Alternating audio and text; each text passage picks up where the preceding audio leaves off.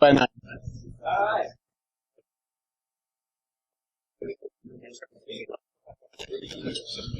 Speaking into the microphone.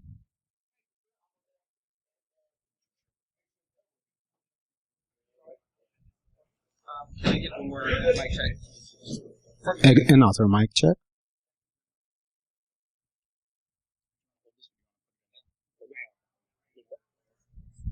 All right, guys. Can everyone hear me okay? Working? Awesome.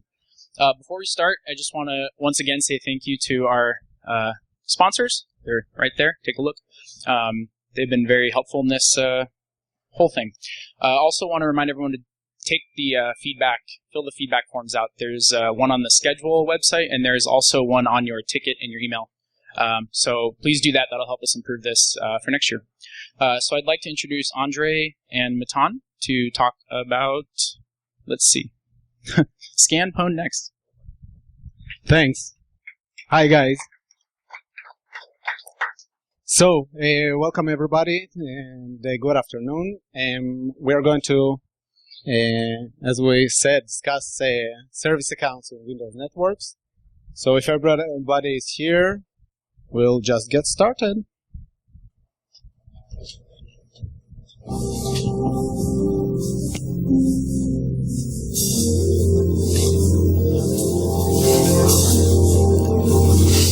Anybody remember how to defeat an electronic keypad? Oh, don't even joke about that, Martin. Those things are impossible. Think I'm joking? This might work. Yeah? Yeah. Hello? Yeah. Right. Uh-huh. Uh-huh. Yeah. Right. Yeah. Okay. I'll give it a shot.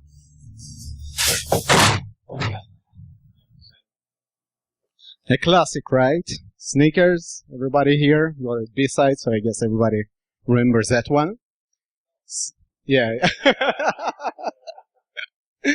Okay, for those who haven't seen it, you must go and see it now. So, since the days of sneakers, up to the days of Mr. Robot, a lot has changed in the IT industry and in our networks, but one of the things that remains for a very long time are services and automated processes. Both those operating in our environment to access other stuff and those services that we can access in our systems. We are going to discuss how those services and the accounts that those services use actually expose our networks to attacks by attackers, and what you can do about it in order to mitigate that attack vector. So who are we? My name is Andrey Dulkin, and I'm the head of research for CyberArk Labs. I've been doing targeted attacks research for the last bit over 15 years. In my spare time, I do some Raspberry Pi and Android development, so if any of you have some interesting projects that you would like to discuss, I'll be happy to hear about them. And Hi, I am Matan Hart. I'm a security researcher at CyberArk Labs. Formerly, I was in the IF and IDF as a malware analyst. And I like to do CrossFit, so if anybody wants to suffer with me this evening, is welcome. So, HERBEROS is a network authentication protocol which is based on tickets and secret key cryptography. In Windows networks, the domain controller is responsible for authentication, and it uses HERBEROS as the main, as the default authentication protocol. But, however, the authorization is performed by each service.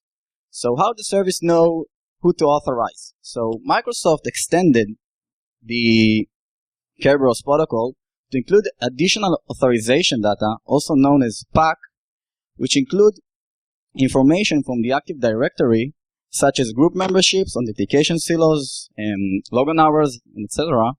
So the service can decide to authorize based on that information in the ticket. Service accounts are principals that are running services and are used as the security context of the service. So in Windows networks, there are two main accounts: computer accounts and user accounts. Computer accounts are making some tasks such as retrieving and enforcing GPOs, and are used by the computer. And user accounts are used by humans to access resources such as emails. Because there's no service accounts in the Active Directory, usually the computer account will be used as the account for the service is running on, but sometimes even standard user accounts, which are used by humans, will be used as the service account. So when we are using user accounts as service accounts, basically we have services, automated processes running user accounts. There are many differences from between those accounts configuration and the accounts that are used by standard users.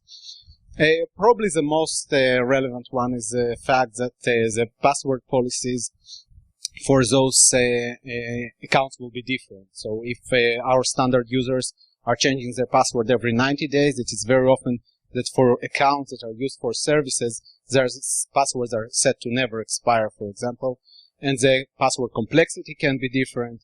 It is also often the case that those accounts can be overprivileged. I'm sure all of you have visited Stack Overflow or similar websites where people ask questions on how to configure, how in order for some service to work, and one of the worst recommendations that they usually get is you probably don't have sufficient permissions or some privileges, just raise them and then configure it later to reduce it, and that later time never comes, right? So they are left overprivileged.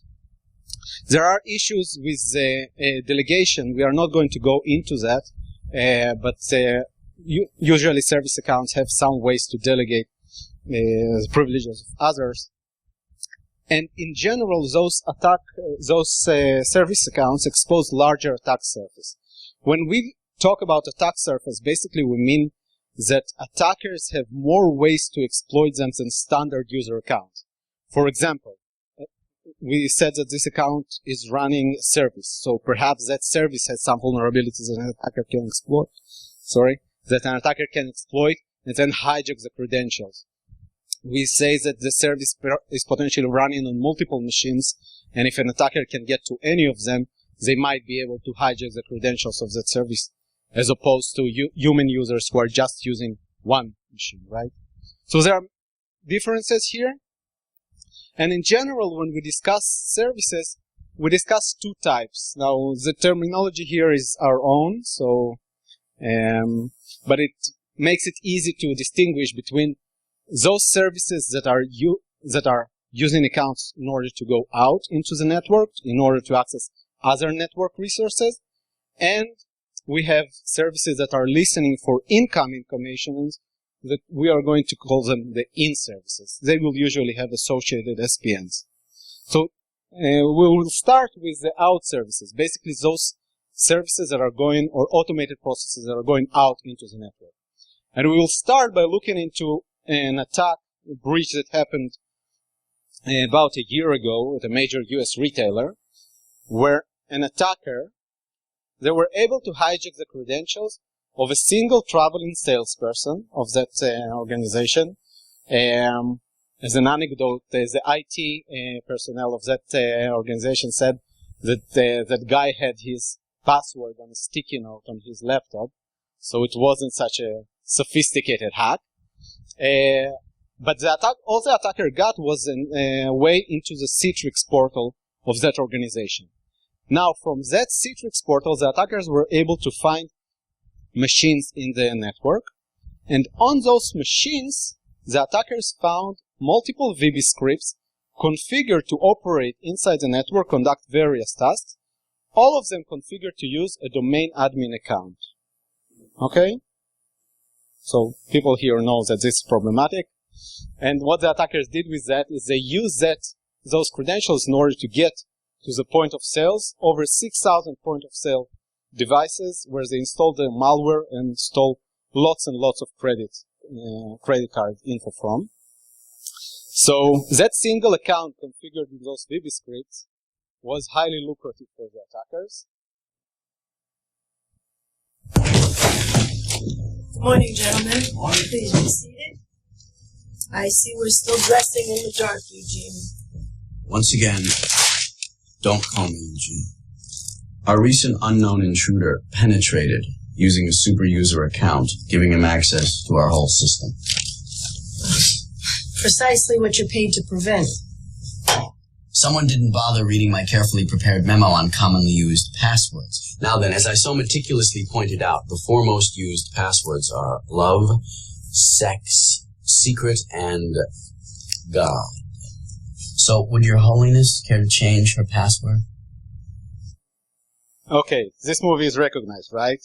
Hackers, what year? 1995. Okay. So, very close. It's a 20-year-old movie discussing the same problem we are dealing with today. There are super user accounts in our network that, if hijacked by attackers, will enable them to do what they want in the network. And very often, those overprivileged accounts are service accounts as they are used by automated processes. Now, we conducted a research throughout 2015 where we examined dozens of real-world networks. We have our tool, CyberArk DNA. It's a free tool that any of you can run. And basically what it does, it scans the network and it looks for the privileged accounts. And it looks not just for the privileged accounts and their configuration, but also for where the credentials of those privileged accounts are. And we gathered this information from over 70 networks in order to conduct this research. Just as an anecdote, here are some of the interesting finds of DNA from various networks. For example, in this network we found a server where all the domain users were configured to be power users. So basically any domain user is an administrator on that network, on that server. We found administrators running jokes over administrative accounts. So in this case, the account name is Batman. It's an administrative account. And the account description says, who wants to be the brave soul to disable it? And then Nick became brave on September 9th. The account is disabled. We found temporary service accounts set up as administrative accounts. So again, this is one of those Stack Overflow, right, examples, where somebody sets up a temporary account, runs it excessive privileges, and it just gets left behind. And we even found the access obfuscated here, but basically this is an application account that has been used by security control in that network, where somebody has put the password for the account in the account description. So as you all know, the account description is available to any user in the network. So that's nice. One of the things that we do with DNA is we map credentials in the network. Now, as you know, in Windows network, whenever you establish an interactive session to a computer, to a machine, you actually leave your credentials on that machine, right? Because either the hash or the ticket, sometimes the password itself is left behind. So what we do is we access every machine and we look for the credentials on that machine, and we put an arrow saying, on that database server 2, there is some credential that could be used by an attacker to gain administrative privileges to that file server 1. And on that file server 1, there is some other credential that could be used to access that IT file server 1, okay? So we are just mapping those routes that attackers could take inside the network. Just as an example from a single scan, you can see here we naturally anonymized all the accounts, but you can see the account name, you can see whether it is used by service or automated process. You can see the thread count. The thread count is on how many machines out of the thousands that we scanned in this environment there are credentials for that account. The victim count is how many machines would be compromised if an attacker hijacked that account. The groups that account belongs to, the password age, and password whether it set to never expire.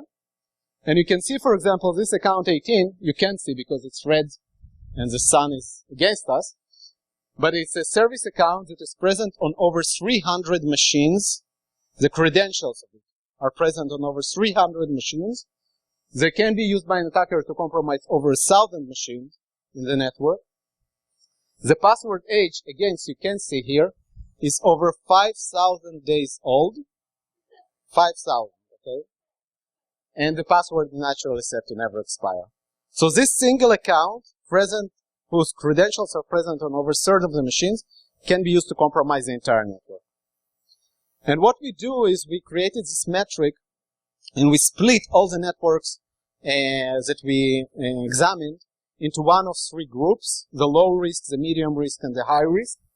And this is just the risk according to the service accounts. And then again, you can see, except for the pie, but over 40% of the account of the networks that we scanned were of high risk of total compromise due to service accounts being present on a majority of the machines in them. Not just service accounts, but the credentials for those accounts. For those of you interested, we'll provide, you can't see anything here, so we'll provide the research in the notes, and you are able to go and see some more details on it. But the problem of service accounts and of credentials embedded in those services and automated processes is a real one and actually present in a lot of networks. An important point to note here is that we said that those service accounts are used by automated process. It is often the case that the same account is used in parallel by a human user. And when it's used by a human user, it creates dual exposure, because both the human users and the automated processes leave behind those credentials.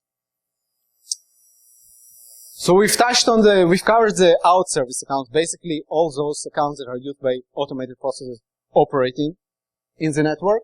Now we are going to discuss the in service accounts, those that are associated with SPNs and are listening for incoming connection.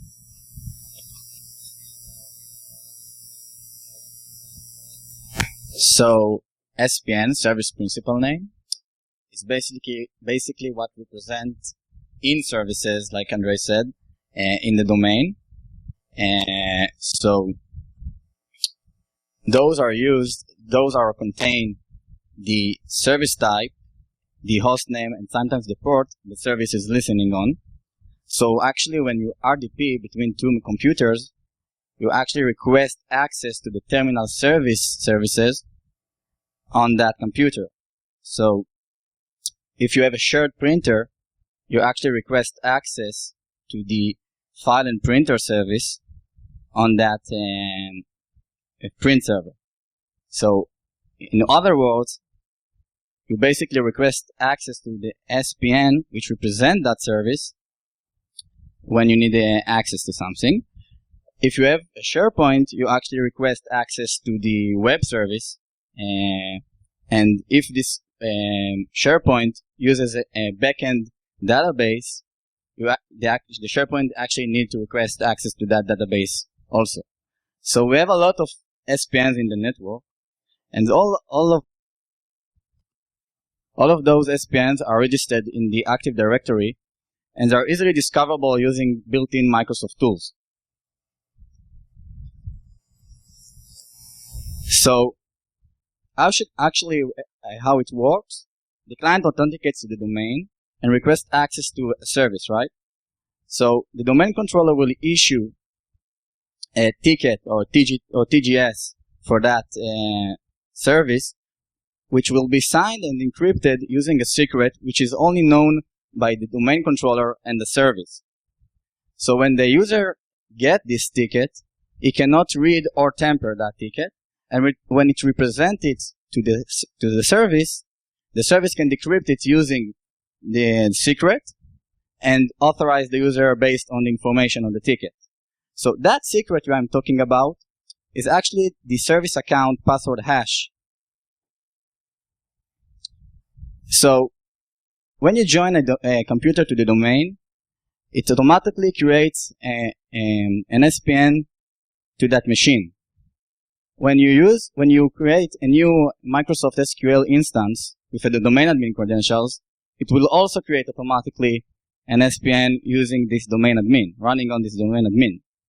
So Basically, most of the SPNs will be created automatically, so you don't need to bother about this. And they are, and even if you delete this SQL instance, the SPN will still be in the Active Directory, so you actually can still request tickets to that service, even if it's not available anymore. So we have to manually delete this SPN in order to delete it. Another thing is, another interesting point is that the same account can be used with many SPNs. They can be with different service types on different machines.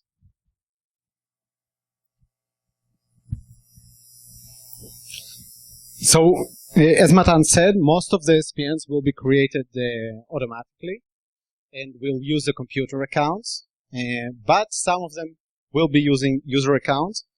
And this is one way to set up a new service. Just use the set SPN command, and we define here a web server listening on a server, and we define the account that it's going to be used, right? Damien is the account. And what's interesting about this is that those SPNs that are configured with user accounts, they are exposed to different risks than those configured with computer accounts. So what are those different risks? Well, first of all, the accounts themselves, they are creating an issue. Usually our computer accounts are not overprivileged, right? Because this is just a machine in the network, and there are set privileges for those computers. But the user accounts can be potentially overprivileged. For example, the example that you saw earlier, we used an administrative account in order to configure that web server, which is bad. The ticket request by anyone for that SPN will be legitimate. This is the same issue whether it's a computer account or a service or a user account. Any user can request a ticket to any SPN in the network. And potentially, the same account will be used to run multiple services on multiple machines. Okay, so if one is compromised, it is possible for an attacker now to compromise others as well. The password policy, we already touched on that the password policy for those service accounts is different, and they usually change from that of a standard user. We know that very often those passwords are set to never expire. You saw the example earlier for those automated processes going out. It's the same happens for SPNs services that are listening for incoming connection. And they are usually configured to use NTLM hashes instead of AES, which are the stronger hashes. And with NTLM, it's basically an unsalted RC4, which potentially can be problematic, right? So in this, I don't know, you can see that. So at least it doesn't use desk encryption, but it also doesn't use AES 128 or AES 256 by default, which means that it is potentially crackable, especially if the password that is used for that user account that we configure in SPN is a weak one. Car, wait, Grandpa. Thank you.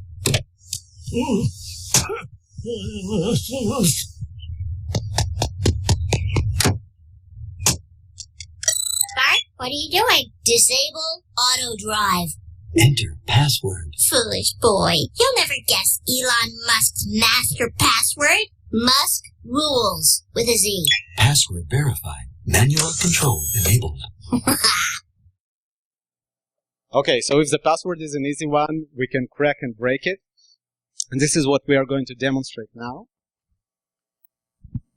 And for this work, we would like to thank Tim Medin for his work on HERBEROS, for those of you familiar with that. We expanded it a bit.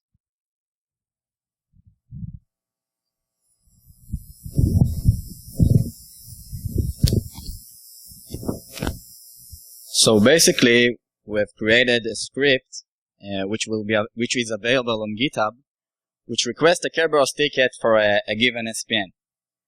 Then I will show what we can do with it. So let's start.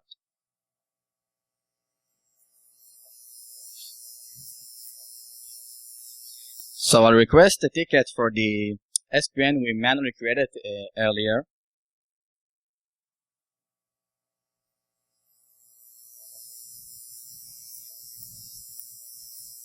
I will just hack it now. You didn't see it.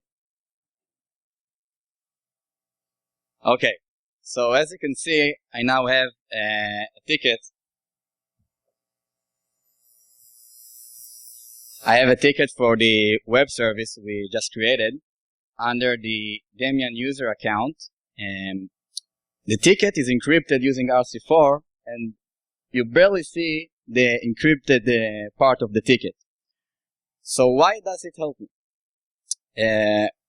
Basically, we said that the ticket is encrypted using the ticket is encrypted using the service account password hash, which means that the password hash of Damian account. So when I have the ticket, all I need to do is know what is the password is to enable to decrypt it. So 2 weeks ago, Hashcat, the famous password cracker, created a new hash mode which is able to offline crack HERBEROS tickets. Basically what it does, it generates password hashes and try to decrypt the ticket. If it succeeds, we know what the password is, alright? Secret. So we don't want to waste your time to see our cracking passwords here. So we take this ticket earlier and brute force it using Hashcat. So this is the proof.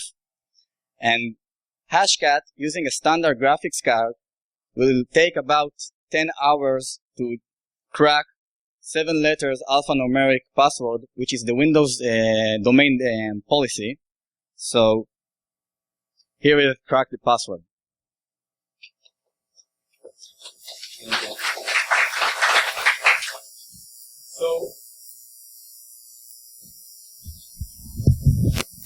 And so.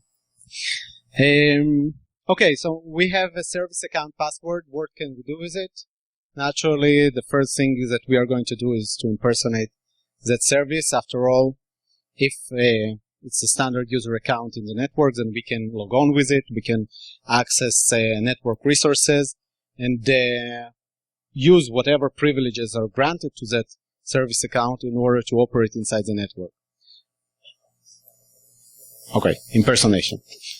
We can also go ahead and create silver tickets. So silver tickets, basically, as Matan mentioned earlier, in HERBEROS, there is a pack component of the ticket where the privileges of the group membership of the account are described above among other information. And so if we have that secret password, we can craft our own tickets to that service, making it possible for us to gain any sort of privileges to that service and potentially to the whole machine on which that service is running. So this is called the silver ticket as opposed to golden ticket, which I'm sure all of you heard about, the grant us operation in the entire network. This is specific to that one service.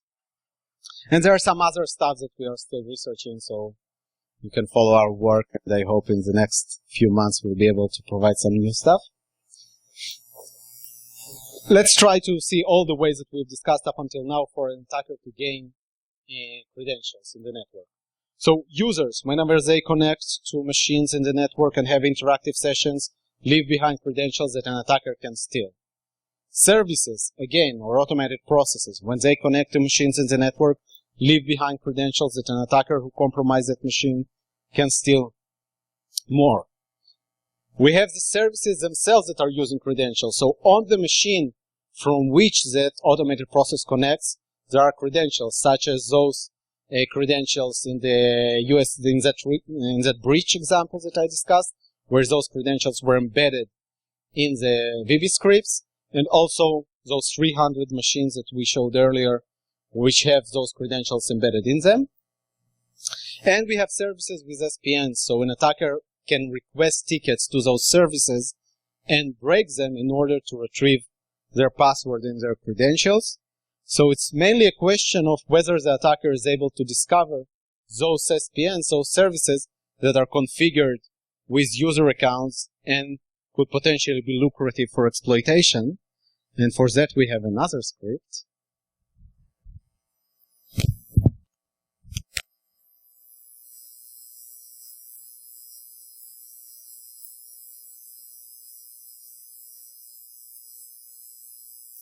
So we have another script which is available on GitHub too, which actually find the risky SPN in your network. So we previously showed how we can crack those tickets, but how from an attacker perspective I decide which ticket I want to crack offline? It takes time to crack, right? So here's the magic goes. Yes. So basically what the script does, it finds all the sensitive groups in your network and then find all the user accounts associated with SPN. Then it takes all that SPNs and find which are the services that are running them and check if they are available in the network. And then we have a map, we have a table which shows all the accounts and their properties. So here's how it looks. Yes, okay. So the script found 3 user accounts which are using RC4 as the encryption type for tickets. They set to never expire. So all of them are member of a sensitive group, some kind of a sensitive group. And they are having multiple SPNs, like in the third example, they are running 3 instances of SQL services and on different databases servers. So in other words, we have 3 accounts which potentially have a guessable password. They are weakly encrypted and they have high permissions on the network, which makes them very interesting for an attacker to exploit.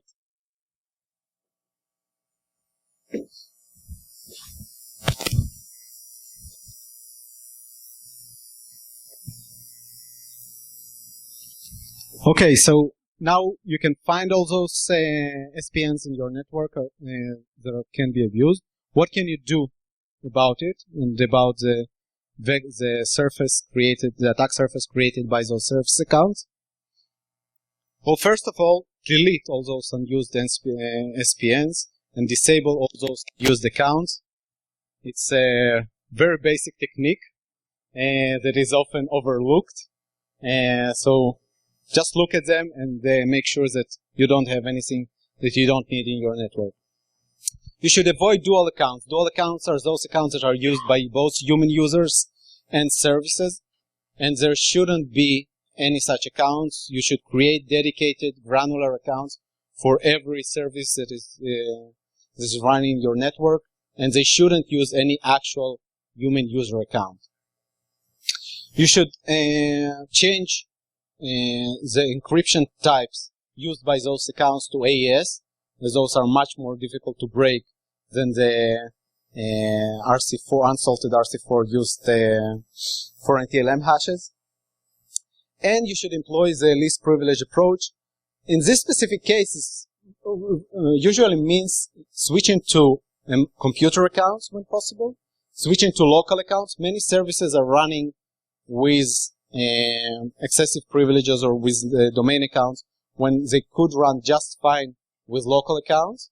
And there is also the option to use virtual accounts. Virtual accounts are accounts that are local, that are used exclusively by services. There are local accounts on those machines, and whenever the service needs to access some network resource, they will use the computer account of the machine that they are running on in order to conduct that network operation. So it's like a combination of both worlds. You should also manage those accounts and enforce strong and complex credentials for them. There are great systems that do password rotation and enforce strong password policy, and you should definitely look into them. They can manage service accounts as well. You can also look into managed accounts, managed service accounts. This is a special type of setting for an account that forces, basically the default is again 30 days, same as for a computer account. It forces a password rotation for them as well. You should use credentials management to avoid any hard-coded credentials, especially in automated processes.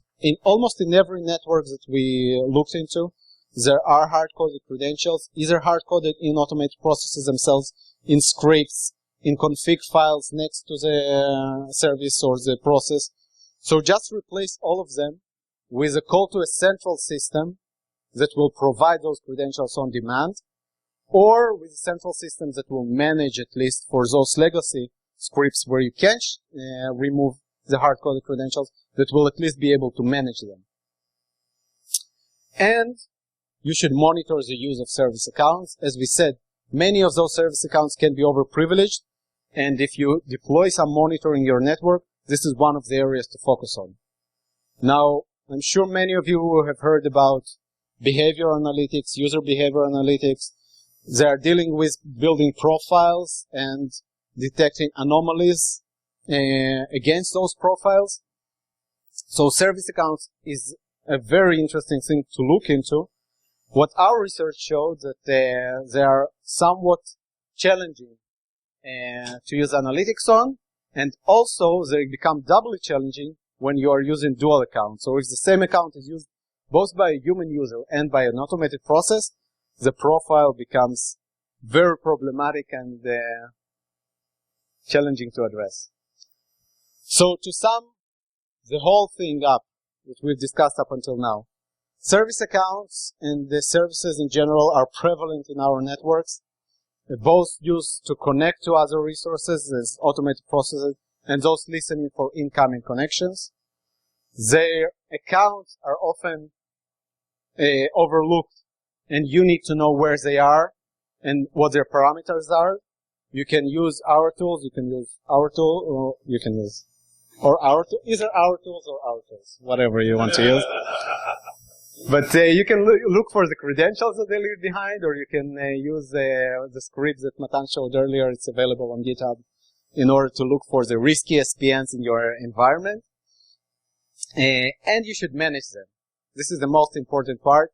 If you don't manage them, if you are not aware, they are an attack surface in your network. So with that, we'll just give our thanks to Tim Medin and his work on HERBEROS that is inspired some of our scripts, to Hashcat for John Bruriker for adding the HERBEROS break-in functionality, to our customers who shared with us data on their networks, and to our colleagues back at CyberArk who supported and participated in this research. All the scripts will be available, as we said earlier. The research is available as well. And we'll be happy to hear any questions. Any questions? Thank you. Thank you. Questions there? Sorry? Excellent. Okay, so if you can send me an email, we'll add it to GitHub as well. A pointer. Any other suggestion? It sounds like you said that you decrypt the ticket, you can craft your own and modify the task. Mm-hmm. I think you can use that to escalate privilege by putting yourself in groups that you're not actually in. Exactly, yes. This is the silver ticket vector that we described. Basically, you heighten the privileges against that specific service, which potentially can gain you excessive privileges on the whole machine, and it can lead you to do interesting stuff through it. Other questions? Great, thank you very much. Thank you. All right, thanks for everybody for hanging out. On behalf of Fitbit and from BSidesSF, we have gifts for you both. And let's have another round of applause. Thank you.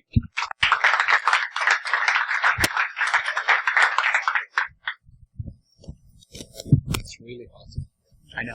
You guys got a little bit. היינו ממש מהירים, 40 דקות. עדיף ככה. הקהל היה...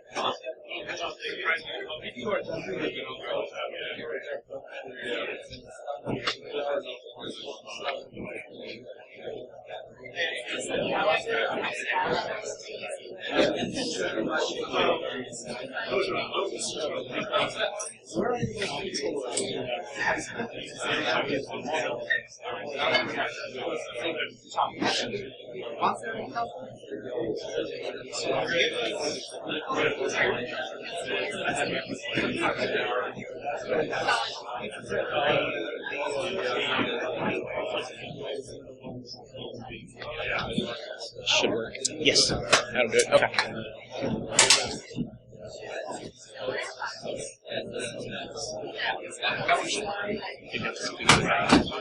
Sorry?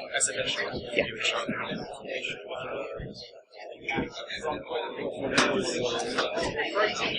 Yeah, I was just saying, it's amazing what you're doing. I love this. So talented. And drawers.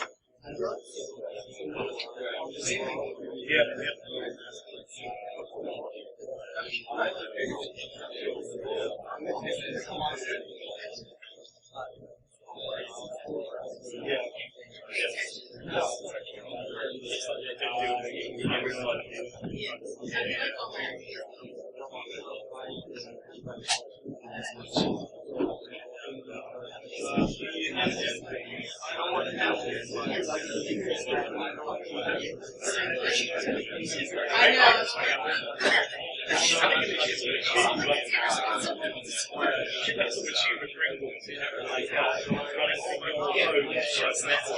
But it's not really there. That doesn't really make sense.